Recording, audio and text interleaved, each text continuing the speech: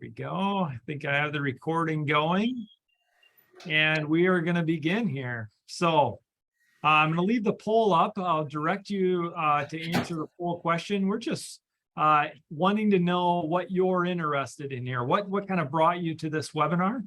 So that way we can keep meeting your needs and making it as applicable as possible as you are learning about simulations and using them in your setting.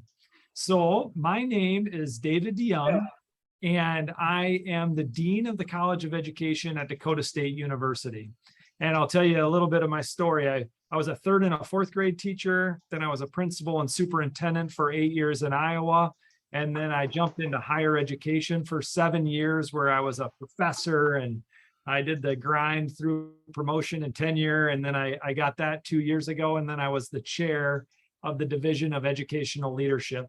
And it was with my jump from becoming a superintendent to into higher ed, where I went to a conference, UCEA conference in San Diego, and I stumbled across the simulations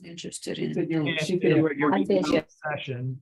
And what I went to the simulation, and I was in just 10 minutes, I was like, I didn't even know that these existed. And I started using simulations in my presentations and at conferences. And the more I used them, the more I loved them. So you are talking to someone who has seen the power of these simulations. And I'm happy to be here today just to kind of facilitate the cultural competency one for you. So one more slide here. The last thing that I want to point out is all of these simulations, I believe there are over 30 sims in the library right now. They're all linked and mapped to the standards. So if your school district or your university is looking to beef up your evidence on how you are fulfilling the standards, I highly suggest that you look at these sims, because they will help you meet whatever needs are in your district. Okay, next, I'm going to close the poll, and I'm going to share the results with you right now. You can see right now we have a pretty diverse reason of what brought you here, which is great, because today I'm hoping to check all those boxes for you. And if you also want to add anything of what kind of drew your attention to this coming to this webinar today, just throw it into the chat feature. I'll be monitoring the chat feature, so will a lot of other people, and we will keep moving here. So whenever I present, I always go to this screen right here, and all of the simulations are HTML based. So today we're going to be going through the cultural competency simulation. And all this simulation, I'll start at the beginning, was created by our partners in Gwinnett County Public Schools. And that's how most of the simulations begin, is we have people like you that are in the trenches, and you're like, oh, this would be a really good idea for a simulation. You partner with us, and we help you, we kind of shepherd you through the process of bringing it from an idea to a full simulation. So all of the sims are written by practitioners out there in the field. This just tells us that in these simulations, you can't go backwards, right? We're going to go forward. And in order to go backwards, you have to actually start from scratch. And but these are meant to simulate real life and the consequences of our decisions. Welcome to the Cultural Competency Simulation. In this activity, you will play the role of a new principal facing several leadership challenges. This simulation provides a context for addressing cultural competency within a school community. The simulation will take you through various stakeholders and data points to consider as you make decisions on how to proceed. Be sure to respond authentically to each situation, as there is no right or wrong answer. You have just completed your first month as the newly appointed principal of Waterside School. To better address changing demographics, the school district has recently realigned its mission to creating high-quality learning experiences that meet the needs of every child. Within your first 30 days as the principal, you have reviewed local school data, observed teaching and learning throughout the building, and spoken to community members and school stakeholders. The PTA is a strong part of the school community. The PTA chair, Mrs. Ashley Roberts, has been in the role for the past 3 years. She is a sounding board for parents as they navigate the school community. She is also an avid supporter of the teaching staff and works to ensure that they have the necessary resources to provide effective instruction. Many of the staff bring a great sense of spirit to the school, especially Mr. Thomas Henton. Mr. Henton is a popular veteran teacher who actively participates in school community events and is well liked by students and staff. Your mentor, Sabrina Fisher, is an experienced principal within the district.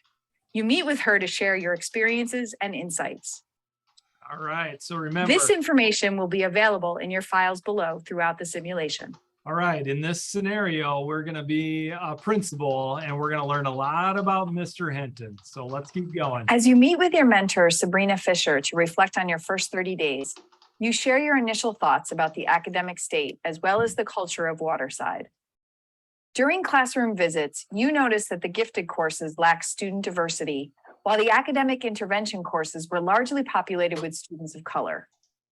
Teaching practices do not seem to have changed much among veteran teaching staff in the face of growing diversity. In speaking with groups of students, you find that they believe they are not being challenged and that learning activities are not relevant to their future success. In fact, there seems to be some inequity in terms of learning opportunities for students and a lack of cultural competency on the part of teachers. In talking with parents, you learn that some are concerned with the way that the school is changing and believe that their child should learn in an environment that was similar to theirs when they attended Waterside. You quickly notice the strength of the school, that students are eager to learn. You share with your mentor that you know you have a lot of work to do in creating a culture and academic environment that will ensure the success of each child. Okay, let's see what happens next. After meeting with your mentor, you settle into your office and glance at your inbox. A few emails stand out. Okay. Here we go. Here's our first email. So it's this is from our superintendent and wants a plan of action from. So we're the principal, remember, in this scenario. So to follow up on our conversation a few weeks ago, I'm excited that you're leading the school toward our vision of effectively supporting every child and improving cultural diversity and equality with academic rigor and cultural competency in our curriculum. As we discussed, the significant shift within the district's demographics presents a major challenge in terms of balancing the needs and perspectives of our legacy families with those who are new to the school and coming from different cultural backgrounds. Within the community, some parents are expressing concern regarding perceived discrepancies in grading, discipline, and expectations in the classroom setting between students from our traditional population and those who have recently migrated here. I'd like you to identify some of the challenges specific to your school with regard to these disconnects. Check back with me later in the quarter to discuss what support may be needed from me. All right, I'll push next. Now, I haven't investigated this yet. However, I've been hearing some grumblings among the teachers, expressing concerns at the low level of participation of many of the new students. Also, I'm hearing that there have been several discipline issues coming up with Mr. Henton's gifted class. I wonder what's going on there. Anyhow, hope you have a good day. All right, so that was our assistant principal just stopping by our office. Let's see what's coming next. Hi, this is Mrs. Baldwin. My son Andrew is in Mr. Hinton's social studies class. I really need to talk to you. I'm not happy with the way Mr. Hinton is teaching my son. Clearly, he doesn't believe that my son is capable of learning at a high level, and that's a problem. Call me back as soon as you get this message so I can come in and meet with you. Okay, so there's a voice message that'll be waiting for us. Hey, I wanted to make sure you got a piece of cake from the party. It's great to celebrate your first 30 days. The latest from the teacher's lounge is grumble about all the new students. I even heard that Mr. Hinton said that he wonders if half of them can even speak English. They never participate in his class. Then he joked that he needs to learn a new language or two. Oh, did you want a piece of cake? Okay, so now we got the gossip from the teacher's lounge that we know about. Which would you focus on first? Okay, we have 4 choices, and I am going to throw up a Zoom poll here. And one thing that I want to explain on these simulations is they are set up so that they're kind of like those choose your own adventure books that you may have read as a kid. I think I read every single one of those. So based on our choices, it leads to different videos. So I'm going to throw up a Zoom poll, and I'm going to let people, let's see. I'm going to let people, just a second. Let me download the results of the previous poll. And they're going to relaunch it. Here we go. Oh, let me go here. First choice, meet with PTA leaders. Second choice, review discipline referrals. The third choice is arrange a meeting with Mrs. Baldwin. The fourth choice is follow up on Mr. Hinton's comments. So now I need everybody to vote on what you would do first. And after we vote, we'll go into breakout sessions, and we'll chat about what decision you chose and why. I see the votes coming in, and we have all 4 of the options already in the first 10 people. We had all 4 options, which is awesome.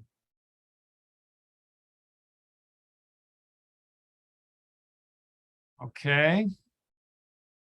The votes are piling in right now. That's pretty cool. I wish all of you could see my screen, because I get to see the anonymous results as they're coming in, and I have this little bar graph that's going through there. And what we're going to do is I'm going to send you into a breakout room just for 2 minutes. And all I'm going to ask you to do is I'm going to talk about what letter did you choose and why did you choose that room or that letter. So we'll have a few people in the rooms. I'll let you chat about it for 2 minutes, and you may go.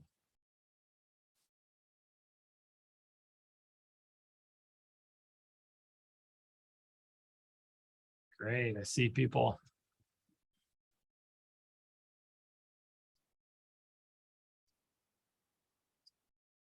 See people joining the breakout rooms. Thank you very much.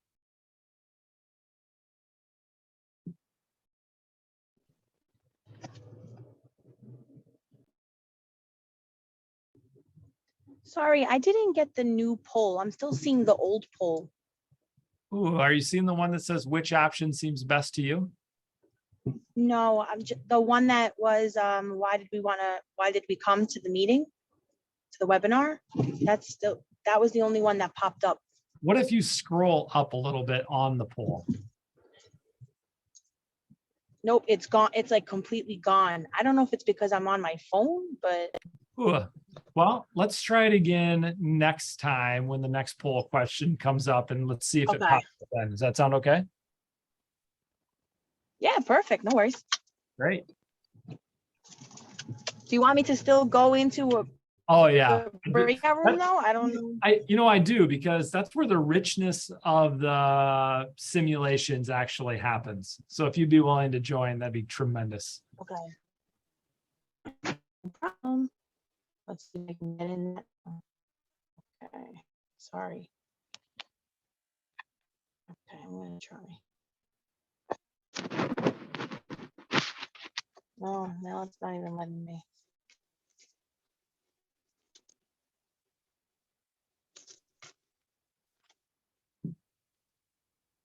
And what you could do is you could just stay with me. What letter did you choose and why?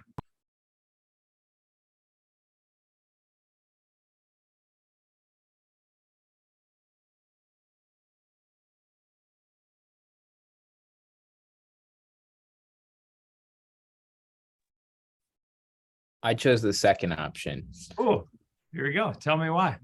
I figured it would be good to have some material to discuss with Mr. Henton. And since, they're his referrals, that might be a way to get on the same page with him before addressing my various qualms. Great. So as a leader, do you like to have a little bit of data as like a decision, like a talking point for that conversation? Yeah, of course. Can't argue with the data, can you?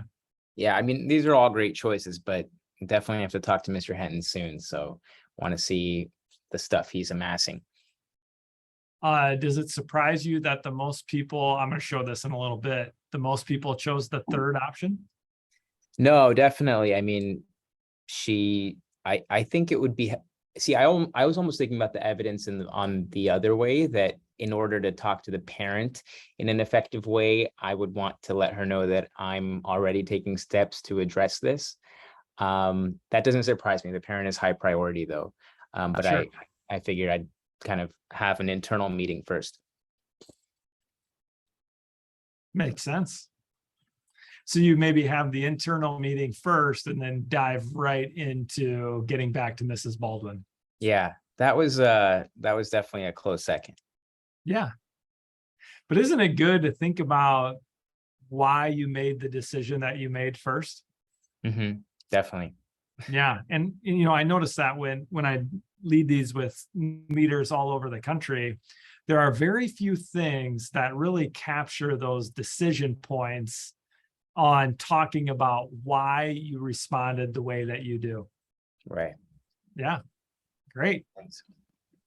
All right. We have about 20 more seconds before our everybody gets kicked back into our main room. I see some of the groups are still chatting, which is great. Only 5 more seconds. And let me throw the poll out.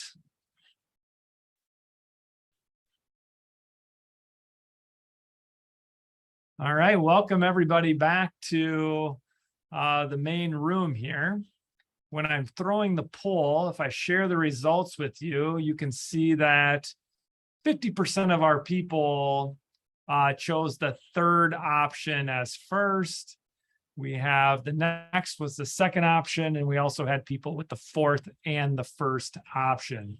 So is anybody willing to raise their hand and either share why you chose what you did or talk about what you talked about in your group? Is anybody willing to raise their hand and unmute? Oh, Dorothy, you're first. Oh, you're still on mute. There we go. We're good now. Yes. I work in the public schools, and I said, I don't serve in the principal capacity. I serve as a counselor, but sometimes things are thrown on counselors when the principal's out of the building. So I'm going to go from not being a principal in training, but what I would do in the principal's absence. Number one, being new to the building as the counselor / principal, I really don't know things yet. So all these are important, but not knowing Mr. Hinton, I might run and grab that discipline referral file and just kind of scan quickly.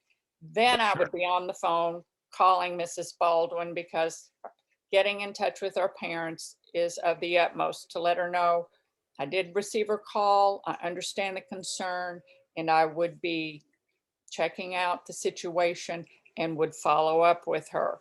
But I chose review discipline referrals first, just because I'm new to the building and I really don't know Mr. Hinton. That's right. See, is this fact? Is this fact? And then that was my rationale. That's great. Can't argue that. Dr. Blum, will you unmute? I agree with Dorothy. My thinking behind this was all of the other options involve interacting with people, and I would probably have to make some sort of commitment or some sort of decision. If I were to interact with them, I'd have to take some sort of position. And so gathering as much information as possible before speaking to people seemed to me to be important. That's great. Are you an analyzer as a leader? Like, do you love to think about things and get a bunch of information before you make decisions? I tend to be, yes, I do. Isn't that crazy? We just met and we can learn that about each other as a leader. Now, with these simulations, hopefully you enjoyed, some of the conversation, meeting some new people across the country and talking about why you made the decision that you made. Since the most people chose C, whenever I facilitate this, I go with whoever has the highest percentage. So here we go. We're choosing to arrange a meeting with Mrs. Baldwin. Let's see what happens next. In the text box below, describe your rationale for your choice of top priority. We just talked about that in your groups. So it probably gives James Allen a heart attack that I just typed that in there. Before you can act on any priority, you are approached by Mr. Turner, a parent who insists on meeting with you immediately. His daughter was disciplined for disruption in Mr. Henton's gifted class. Okay, it looks like somebody's at our door again to complain about Mr. Henton. My daughter Kira was issued a disciplinary referral and sent to the office on Friday for not having a pencil in Mr. Hinton's gifted social studies class. In her last school, my daughter was an honor roll student. She has never, ever been in trouble at school before. Yes, we are new to this school, but we had heard so many good things, and we were really looking forward to the challenges the gifted classes would bring. Instead, in the first month at Waterside, my daughter was issued a disciplinary referral by Mr. Hinton. And when I heard the reason she didn't bring a pencil to class, I almost fell over. This is ridiculous. I heard that Mr. Hinton has lent other students pencils in the past. What is going on?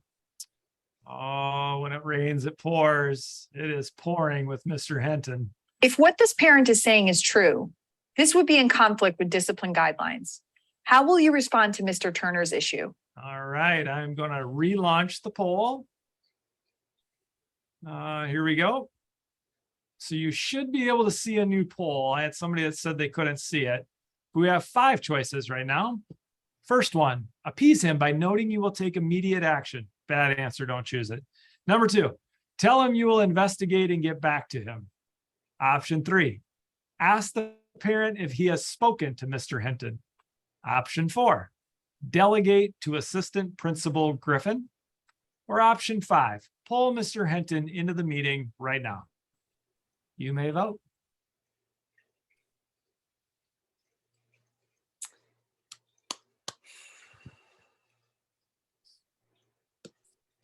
Ooh, there are 2 options that lots of people are choosing right now.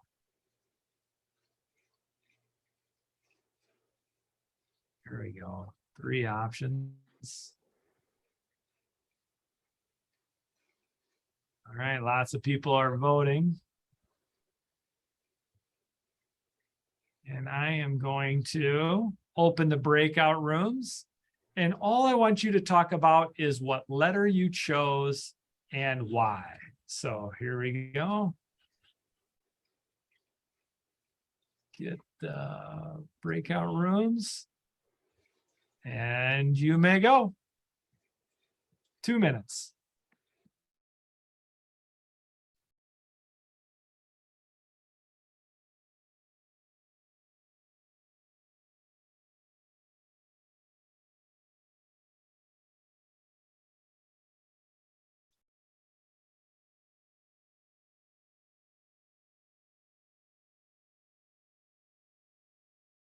See, lots of people are joining the rooms. Want to sign.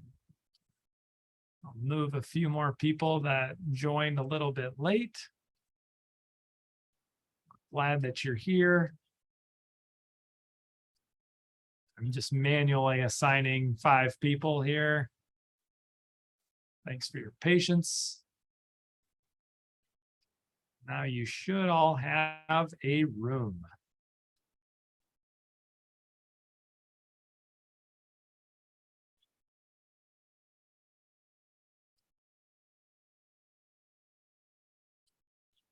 Janet, you were the last person that I assigned a room to.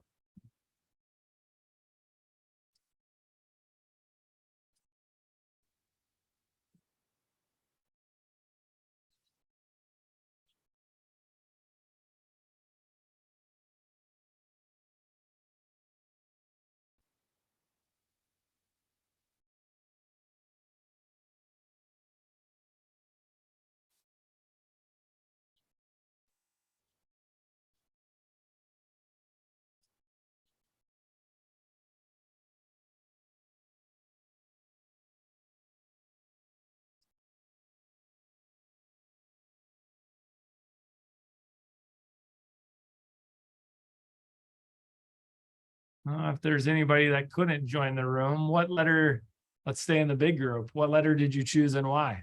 Does anybody want to share?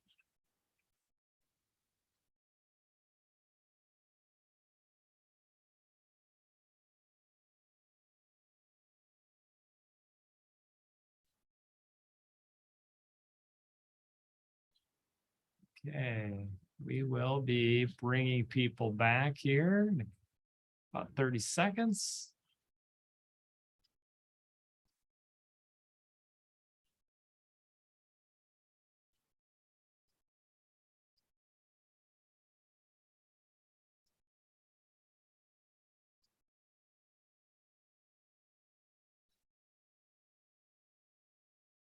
I always like the real magic happens in the breakout rooms. Such rich discussions.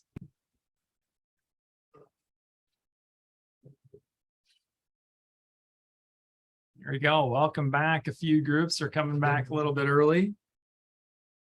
Anybody want to share what you talked about in your group or why you chose the letter that you did?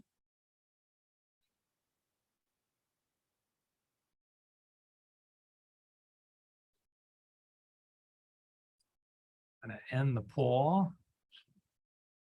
Share the results.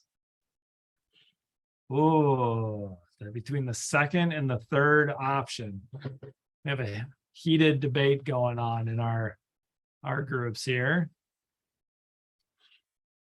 The breakout, there we go. Here's the pile of people back into the main session. Welcome back, everybody, into the main session here. I posted the results. We have almost real close between the second and third option. Let's hear, is anybody willing to raise their hand and share what you talked about in your group or why you chose the letter you chose? Justin. I'm not sure about the math in this room, but I imagine I might be the outlier with option 5. My group also gave me some other information that we had from before that the principal was new. And the question was, is it new to this institution or a newly minted principal in general? Which might color my opinion. I suggested with a claim that was so egregious that some clarity would be needed, and that bringing in Mr. Hinton to speak with the parent and have the 3 folks kind of not hash it out, but just get clarity would maybe help the parent understand the expectations and the reason that Mr. Hinton did this, if it was defensible, and get some clarity on what was going on. So that would be if the principal was a seasoned principal in a new situation, she might feel comfortable doing that. My teammates thought that maybe this is a new principal trying to figure out everything from scratch. So that would be my my thought there. No, that's a great reason and a great rationale. So sometimes with the simulations, you know, when you're setting them up, it's always good to get a few minutes of comments or like background information, but it's not going to always give you all the information. Let me jump out of this simulation, and there's a dress code simulation where you have to address a novice teacher with a dress code issue. And then people are like, wait a minute, like, am I like, how does gender play into this from my response? You know what I mean? And the simulation is meant to be provoking enough to, you know, wrestle with some of those questions. Alan, I didn't want to skip over you. Did you have something that you'd like to share as well? No, it's just in our group. I mean, I voted. I selected that I'd want to ask the parent if he had a conversation with the teacher first, but we decided that's really part of the investigation. You really want to get that information, you know. So at some point, there's just an interconnection between those 2 elements is where we ended up. Okay, great. That's awesome. Thanks for sharing what you talked about in your group. So it looks like the second option has the slight advantage, you might say. So we're going to choose that option, and we are going to see how he responds when we choose that option. Here we go. Mr. Turner says, I expect to hear from you by the end of the day, or I will tell others what is happening at this school. Of course, that kind of raises our blood pressure a little bit. As the day goes on, you realize you won't have much time to look into the discipline issue raised by Mr. Turner. You send him a quick email noting you are working on it, and then ask AP Griffin to follow up this afternoon. Okay, our assistant principal is going to get involved here. Okay, looks like the assistant principal reached out to Mr. Henton and sent us an email. I spoke with Mr. Henton this afternoon about the issue raised by Mr. Turner and tried to get Mr. Henton's side of the story. Mr. Henton acknowledged that he sent Kira Turner to the office, but characterized her behavior as disruptive. He doesn't believe he did anything wrong and feels he is justified in his application of the discipline policy. Seems like we have a fight on our hands. Here we go. As promised, you follow up with Mr. Turner, letting him know that upon your investigation, you did uncover some areas of growth for your school and teachers in the areas of effective discipline. You assure him that you will continue to monitor the situation for all discipline policies implemented by teachers moving forward. Mr. Turner states that he is grateful for your investigation and follow-up in addressing his concerns. Okay, seems happy at the moment. You are in your office Friday after school has let out when you are visited by Mr. Henton. Let me pause here a second. How classic is that he's coming to meet with us Friday after school is out, right? Like anybody who has experience, you think in your head, okay, this was written by somebody in the trenches. This is real life. Here we go. I had a visit from AP Griffin earlier this week, asking about one of my discipline referrals. I have never had to justify my application of discipline policies before, and I was surprised to be asked to do so. I will not tolerate the disruption caused by a student not being prepared in my gifted class. This has never been an issue. Students love me because I hold them to a higher standard. The parents know this too. I have higher expectations of these kids, and I am just not going to tolerate disruptive behavior in my gifted class. Oh, is that what you thought Mr. Henton would be like? Yes, no. I see some, yes. More nods, I see. Okay. After Mr. Henton departs, you are left wondering if you should let this incident go or follow it further. Mr. Henton is a popular teacher, and you've only just finished your first month. You're not sure pursuing this issue right now is the best course of action. Well, the week is over. You'll have to return to this issue on Monday. So I'm gonna jump out of this simulation for a second. Whenever I have aspiring leaders in front of me, I don't have you as an aspiring leader in front of me right now. But whenever I do, I step out of this and I say, this is real life in that you have that slow burn as a school leader internally, that there's something that you have to deal with over the weekend and into next week. And it can take you away from, your support family or your friends or your family, whoever you go home to. And you got to learn to deal with that type of slow burn that's always happening. So, whenever I'm facilitating this in person with aspiring leaders, I take the time to acknowledge that and kind of mentally prepare them. And we also talk about strategies on how you can minimize or mitigate the stress involved with school leadership, especially over weekends. The following week starts with a scheduled meeting with Mrs. Baldwin, the mother who had issues regarding her students' performance in Mr. Henton's class.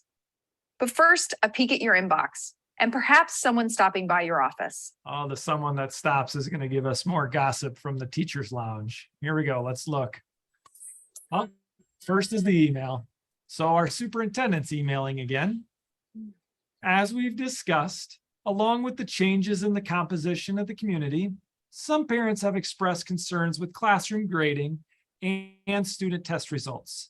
Please investigate and pinpoint any of these discrepancies with teachers, but tread lightly. We are making progress on student performance, and I'd hate to take our eyes off those goals. By the end of the week, please send me an actionable plan for addressing this issue. You get an email from a colleague who noticed this post on social media and forwarded you a screen grab. All right. This is Mr. Henton on social media. I remember the good old days when a teacher was given full reign over how to best manage their classroom and how to best meet the needs of our students. Say goodbye to autonomy, Waterside teachers. That's the best I can do on Mr. Henton's voice. It's terrible. Sorry about that. Okay, next we have an email from our PTA chair, Ashley. I forwarded the minutes from our PTA meeting last week. Please note the number of parents who are still addressing concerns about the shifts in our school's demographics and how they are being handled. I'd like to invite you to our next meeting to address the increased diversity of the school, as well as the realigned vision and mission for the school. Thanks, Ashley. Thinking about what you would present to the PTA meeting, what would your key points be? Okay, I'm going to direct everybody to the chat feature, and I'm going to set a timer for 2 minutes, and I would like you to write down the points that you would present at the PTA meeting. What would you talk about? So if everybody had opened the chat, just give me a 1 or 2 sentence, please.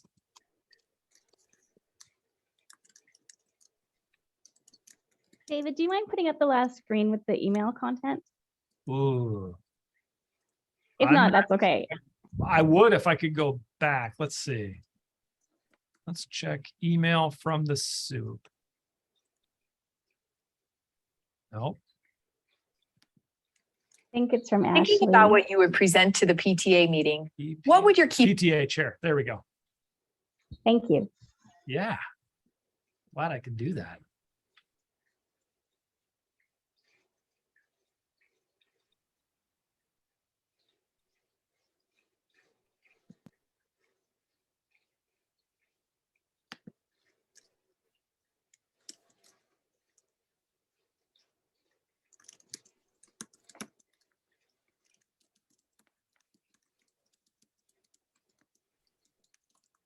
About 45 seconds left. Yeah.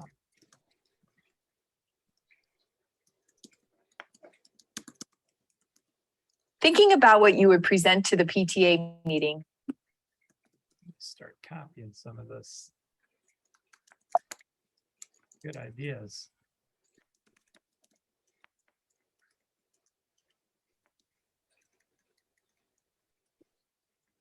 Oops.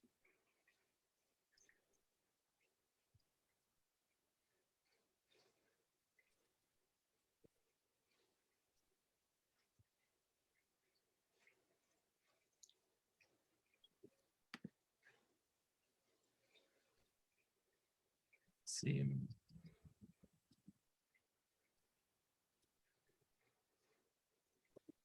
Great ideas flowing in. Talk about microaggressions. I like it. It's important. Nice. Talking about the mission and the vision, lots of that. Great ideas here.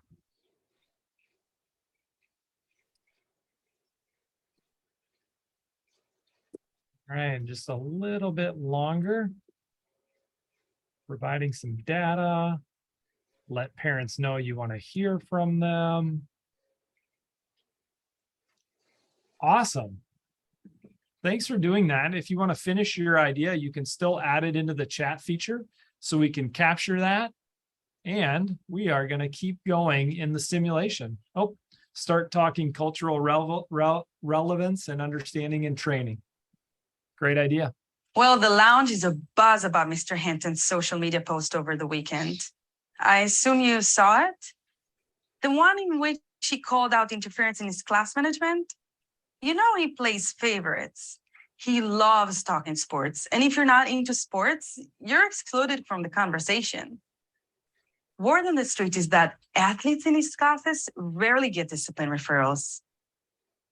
But look out for Mr. Hinton today. His favorite team lost yesterday, which I'm sure will be the main topic of discussion in all his classes. Okay, here we go. I have some concerns about what's being taught in my son Andrew's social studies class.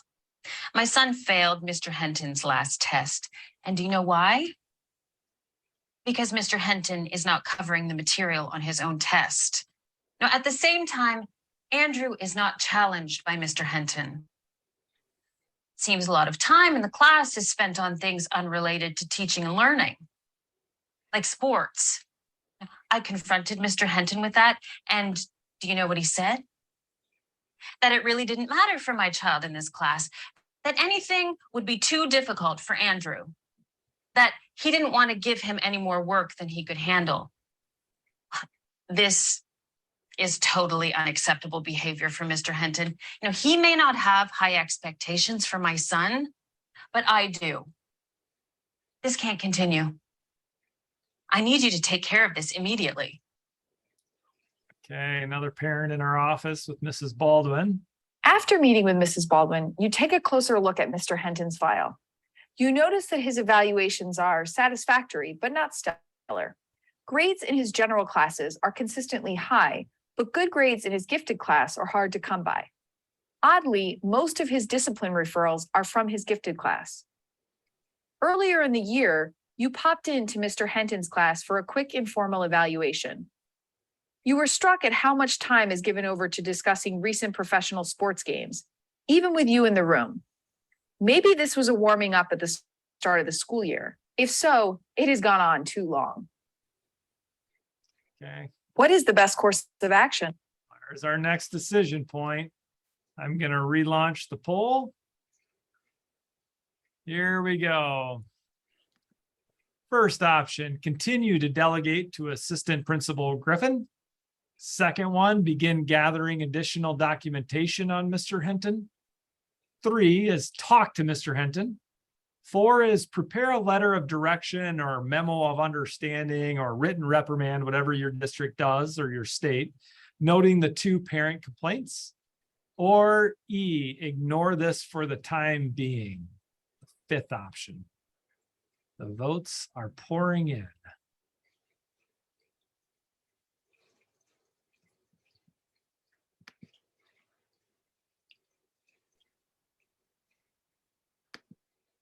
Good job, everybody.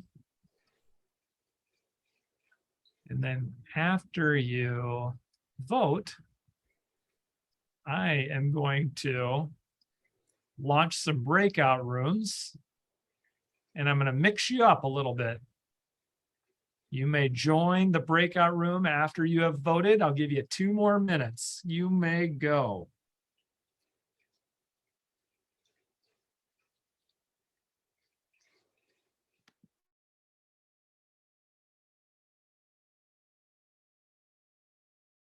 We have 2nd, 3rd, and 4th option out there.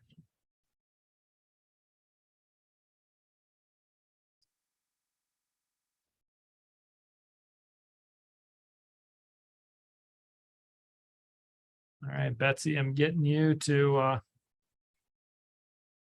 group here. There you go.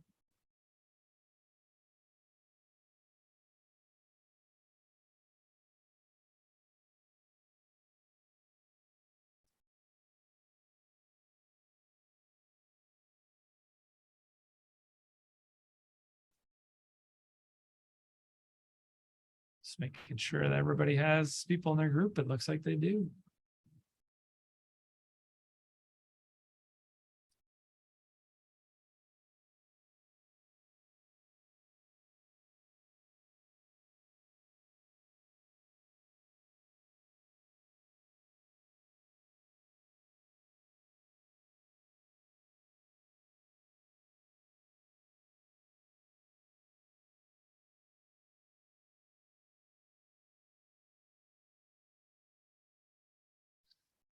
About 30 more seconds and I'll bring people back.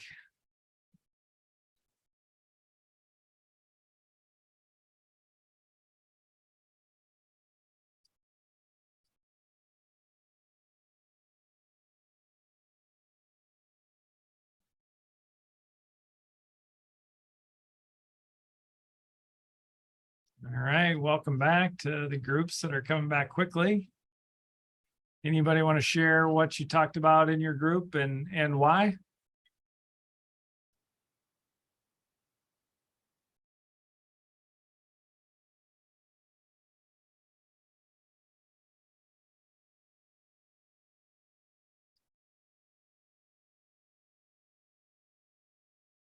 Got about 20 seconds till the full group gets back into the main session here. I'm going to end the poll and share the results. Ooh, 67% of people would now talk to Mr. Henton. 2/3 of us.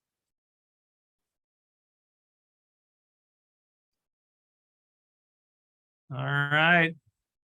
Looks like everybody is back. Hopefully you met some new friends across the country. And you can see now that 2/3 of us would do option C, talk to Mr. Henton. Does that surprise anybody? No, I see people agree with that. Okay, we're going to keep this going. We're going to see what happens when we make this choice. Let's see. What was the rationale for your choice? Oh, we just talked about that in our group. You decide to ask AP Griffin to gather some additional information on Mr. Henton's performance prior to having a formal conversation with Mr. Henton. You also speak with some students who note that some of them like Mr. Henton and are fine coasting along in his class, whereas others are eager to learn and feel cheated out of opportunities for real learning. After speaking with Mr. Henton, AP Griffin reports that execution was not successful. Mr. Henton was somewhat defiant, saying he's been teaching these kids far longer than any of the administrators have been here, and he knows what the students can and can't handle in terms of material. However, during a brief observation, AP Griffin noted that of a 30-minute lesson in the class, only half that time was spent on content. The remaining half was given over to open discussion about sports. The AP also reports that one student slept through a lesson in the general class, and Mr. Henton did nothing. Based on input from other parents, it sounds like many students complain about not getting called on in class, even though participation is a part of their grade. In addition, students report that it doesn't matter if they do homework or not. It's not checked, and there are no grades. The general class seems to be taught in a way that indicates the knowledge gained is not very useful in real life. Considering the discipline issue in Mr. Henton's gifted class, you recognize that a review of his referral history is in order. You can see that referrals are given almost exclusively to students of color, with the exception of those that are involved in sports. Upon further investigation, you notice that athletes are given multiple warnings prior to a discipline referral. These actions seem to be hindering equitable opportunities to learn in his classroom. Considering Mrs. Baldwin's comments about her son Andrew's experiences, together with what AP Griffin reported, you see that Mr. Henton is teaching to low expectations in his general classes, which limits students' opportunities to perform to their full potential. Considering some of the comments relayed by Mrs. Melendez regarding Mr. Henton's issues with new groups of students, you recognize that Mr. Henton's distance from newer groups of immigrant students may need to be addressed in terms of cultural competency. How would you open the conversation when you speak to him later in the day? Okay, our next decision point here. Let me launch a poll. Oh. It's down here. I'm gonna launch the poll. All right, here we go. Approach Mr. Henton and focus the conversation on his rate of discipline referrals. Approach Mr. Henton and focus on how he may be creating a challenge to equitable learning opportunities. C is approach Mr. Henton and ask about how he incorporates cultural competency into his teaching practices. Or D, approach Mr. Henton to cover discipline, equity, and cultural competency issues. How are we going to lead him right now?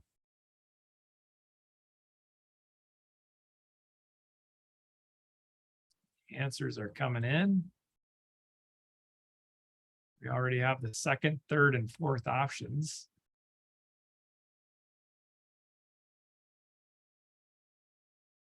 Interesting. It's almost a tie.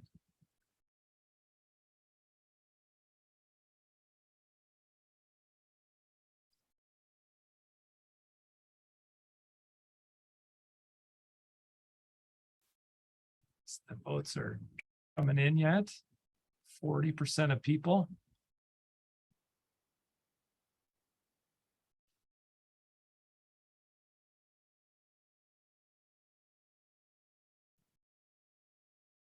We have all four options out there in the group. Let's stay in the large group here. What letter did you choose and why? If somebody would be willing to like raise their hand and share with us what letter you chose, I'd love to learn. Let's see, let's facilitate this from a full group here. I need a brave soul. Yes. Go ahead. Yeah, Sintra. Is that how you say your name? Yes, it is Centra. Thank you so much. Yes. I mean, I started with approach Mr. Henton, ask him, about cultural competency in his classes, because I do think I'm sitting here right now with a lot of presupposition. And so I want to invite him to talk to me about what he believes he's doing well. And then hopefully spin off from part of that conversation. And, obviously someone who's, I think from some of the videos feels like there's things that he's frustrated with. And so just giving an opportunity to talk and open the conversation that way. Oh, that's great. You're even getting thumbs up from the group people out here. Yeah. Latorial, is that how you pronounce your name? Were you the next? Yes. I was thinking that because of all of the different comments and that have come in from the parents, from the student, from the teachers lounge, seems like there's like a multifaceted issue going on.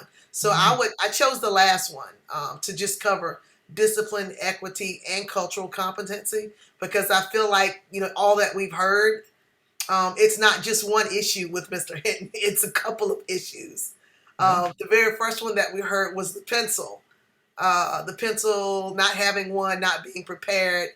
Yet why is a pencil needed if all the students are doing is talking sports? So, I mean, there's definitely some issues going on here. And then the favoritism issue. So we could address equity in several different ways. And I think finally to end that up with cultural competency issues. I think he has several issues. Yes. You were getting thumbs up while you were talking. I don't know if you could see that or not. So good job. Now, I don't need to put somebody on the spot, but one of you chose none of these options seems good to me. Whenever I facilitate this, I love throwing that out there, because inevitably the Sims aren't meant to be every possible right answer, right? This isn't like the Oregon Trail where you live or you die. This is meant to like foster like good ideas and rich thinking. So somebody willing to share what they would do, even if you didn't mark none of these options seems good to me. Yes. Go ahead, Brett. Yeah, so I clicked that. And my reasoning was I wouldn't open the conversation and with that. I might talk about all of these things, but based on the information that I have, I probably don't have like a relationship period with Mr. Hinton. I don't really know him. He doesn't really know me. He doesn't really care for me. Perhaps based on his thing. I don't know that he even knows what cultural competency is, or what that means to him. This is kind of a new problem. So I think I would really just try to get to know him. And that's not to say I wouldn't talk about these things in our conversation. But I would really try to get a better understanding for where he's coming from, and come at it like, hey, you've been here for a long time, and honor that, and talk to me about what that's like, and the changes that you've seen and some things that have gone well, and just kind of go at it from that standpoint. And then bring up the fact that like, hey, I've gotten X amount of phone calls, I've gotten this many disciplinary referrals, I've gotten all of these things. So let's come up with a plan to see how we can keep this, like, you want me off your back, so let's figure out how we can come up with a plan to make that happen. Yeah, it's great. As a leader, I'm assuming your default is building a relationship with someone to kind of, that's one of your ways to get to the root of the issue. Definitely. Yeah. All right, so third option seems to have the most votes, even though I realize not everybody chose the third option. So we're going to choose that and we're going to see what happens next here. Later in the day, you discuss the recent issue with Mr. Henton regarding Mr. Turner's daughter in his gifted class. You discuss the importance of cultural understanding in the classroom and the impact that inequitable behavior can have on students. And Mr. Henton scoffs. He replies that he will not tolerate disruption or distractions, and that has nothing to do with inequitable behavior or teaching. His class is for students who want to learn, and those are the students he teaches to. He says, if that is inequitable, well, so is the world. And students should be ready for the consequences of their actions when they grow up to be contributing members of society. How will you respond to Mr. Henton? All right, 4 more choices. Let me throw up the Zoom poll. We're getting really close to the end here, folks. Option 1, build on what Mr. Henton has experienced within his own teaching style. 2, tell Mr. Henton how misapplied discipline in the classroom can result in inequitable learning opportunities.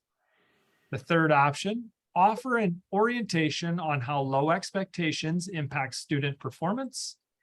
Or the fourth option, focus on addressing the rigor of instruction in his classroom. How do we respond? Votes are coming in.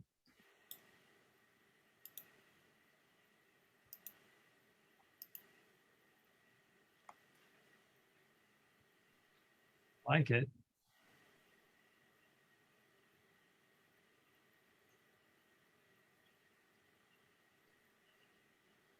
Okay.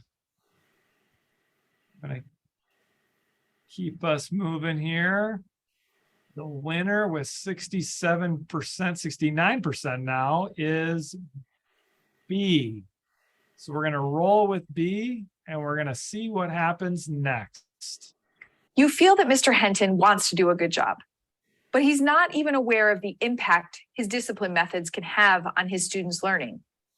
You frame his behavior in terms of fairness.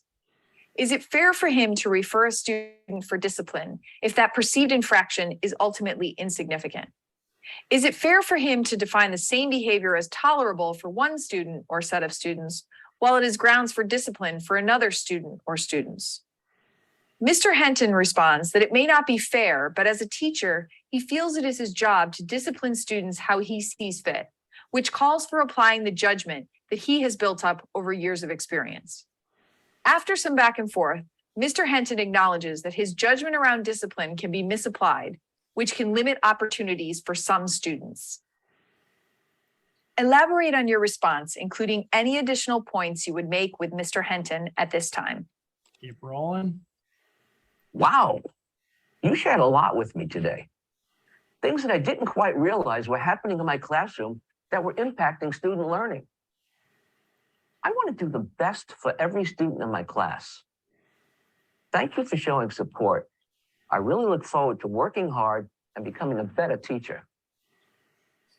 All right. I always like that video right there because did we just help him come around, or is he just feeding us a line of baloney that just he wants to tell us what we want to hear to get out of our office? What do you think? Oh, we have Justin. What are you thinking here? Yeah, that was pure fantasy. that would happen in the real world where someone comes around that quickly. I would accept it perhaps and check his social media over the weekend to see what he really thinks. But I mean, in a nice world, that would be great. But I don't know if anyone on this call has ever had that experience where a reprimand turns into an instant teachable moment of turning around that type of behavior. Yeah. But yeah. I could be wrong. But yes. What other thoughts are out there? I see some head nods. Oh, Dorothy. I agree. I think he was placating. He knows the principal now. He's kind of caught in the crosshairs and he's just like, okay, all right, I hear. It would be nice if he is open, but time will tell. It was pretty quick change in attitude. Sure. That's great. So one of the things that I want to, as we jumped out of the simulation there quickly, there's not, don't feel like you always, if you're facilitating a sim, you always have to go all the way to the end, go through all the feedback. You know, there are good stopping points when you, the point of the simulations from my experience is the richness of the conversations, and think of your breakout sessions. You were able to talk about defining cultural competency in your school and what that looks like and how that impacts your decisions. And that's where the real value of the simulations comes into play. So we're going to jump out of the sim right now, and I'm going to ask my good friend and colleague, Ken Spiro, to jump on and kind of take us home here. So Ken, would you be willing to chat? Yes, thank you, David. That was, as always, that was wonderful. Thank you. And just to reiterate what was just said, that the sims are really designed, the goal is not the sim, the goal is what comes as a result of the sim. And so the opportunity to provoke, the opportunity to engage from that standpoint in the peer-to-peer is what we strive for, and especially in this day and age, right? The opportunity for connection, the opportunity to de-isolate, and so you're able to focus both on the development from a PD perspective, but also the well-being, because there's an opportunity there for real connection in a very positive way, even when there's disagreement. So again, this is the experience we're looking to promote, and hopefully that you got a sense of today. What you see here is an offer for a virtual snack and learn, where we will provide the snack, we will provide the simulation and the facilitation, and all you need to provide is an audience. So it's something that if you're interested in participating in, please reach out and let us know. And also, I did want to reiterate what I started saying in the beginning, for those of you who are already on, that, you know, as David mentioned, all of the sims are done in collaboration with folks in the field, because we want the stories to be authentic. We want them to be inspired, if you will, by real experiences. We're not gonna recreate history. That's not the goal. But we do, in order for the engagement to be as strong as it can be, the stories need to be authentic. And so we want them to come from the field. And therefore, if you have problems of practice, if you're interested in engaging in this way, please let us know. And we'll be very interested in hearing from you. And also pay attention for, or watch for our next webinar, next in our webinar series. One of the things we're looking at doing is actually a panel discussion around research around simulation. It is a relatively new field, certainly in K-12. And there is some evolving research projects that we've been involved with, where people are looking at the value of this modality from a learning perspective, from an engagement perspective, from a practice perspective. So watch for that, as well as other topics that we are looking to develop, as well as, I know this is a focus on leadership, but we're also evolving our teacher sims library, as well as a focus on independent schools simulations as well. So if those are areas of interest, please let us know. And we very much look forward to your further feedback and to engaging with you in our shared interest in improving student achievement in the field. So happy to stay on to respond to any questions, any thoughts you have. But obviously the timing for this kind of stuff is key, given the what's going on in the field, the challenges that are being experienced in buildings and in classrooms, kind of post-COVID kinds of things, as well as the shortages and challenging with being forced to put people into jobs where they may not be as prepared as they may have been in the past.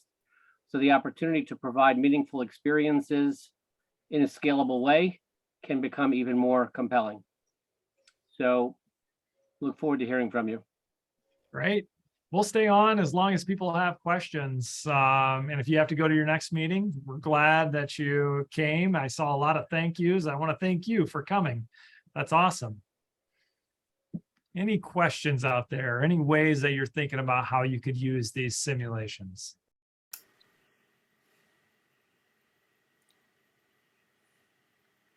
I'm thinking of lots of ways that they could be used. I teach at a university, and I just came through the doc program in ed. So I'm sort of like have my feet in two different departments. One, if we could tailor this just for our languages and lit professors, that would be great, like on another level. But I'm thinking this would also be great for some of our doctoral classes where we're actually training grad students who are already in the field. It just reminds me of a lot of the simulations that we did, but not, with this technology. I think this is great to be able to network, with people from other areas in the nation. So yeah, I love it. That's great. Thanks for coming. I'm glad you shared that too. Janine, is that how you pronounce your name? Yes, thank you so much.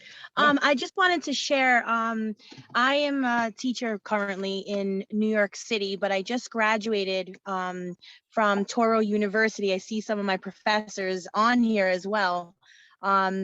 Hopefully I'm planning to become a leader eventually, but this program, School Sims, is used very often at Toro University, and it really helps us with the exams, understanding different scenarios, especially when you're not a principal or a district leader yet. It really gave us the exposure we needed that took the textbook theory into real world. So if you're not using this in your schools and you're a professor, I highly recommend School Sims. I think every candidate in Toro University absolutely said this was the best part of our program. We loved it.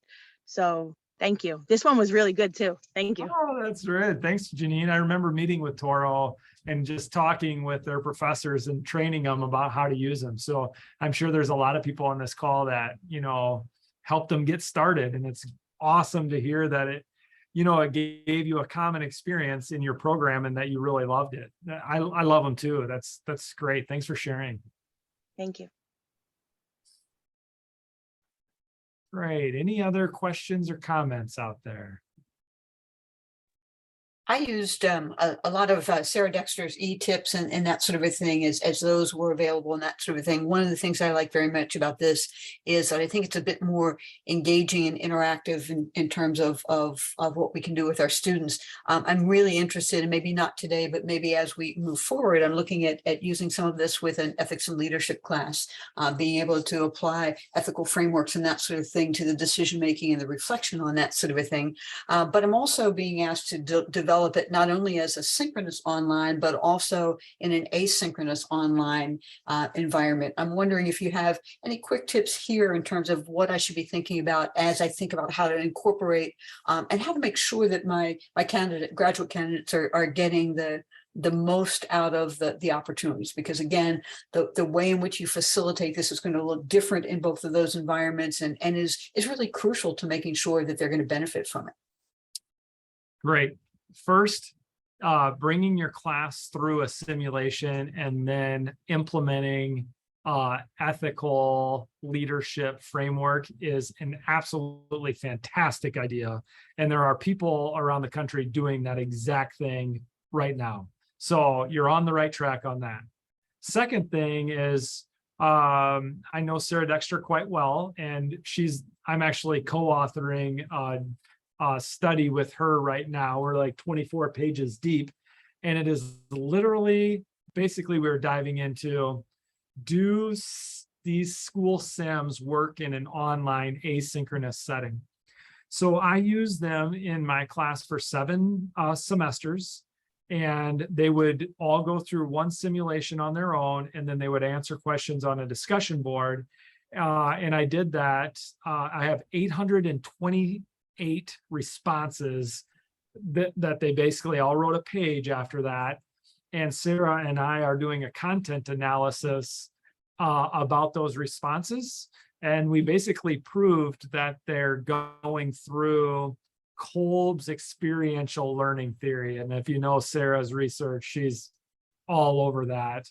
Yeah. And yes, so I'm dorking out a bit, and I've never really dorked out on a research project until this one. But I'll tell you what, I am excited about using them in an online asynchronous setting. So, all right, well, good enough. I can't wait to see to read your final work. And if you send me an email, I can send you which questions I'm recommending that you ask in the discussion boards in an online asynchronous setting. Does that Okay. make sense? Yeah, great. That's awesome. Awesome. All right. I'm going to stick around and answer a question on the chat.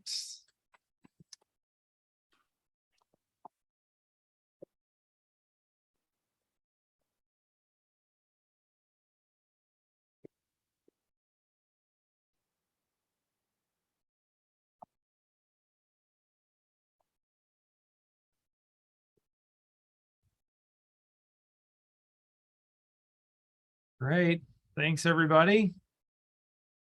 Responded to the question. Any other comments?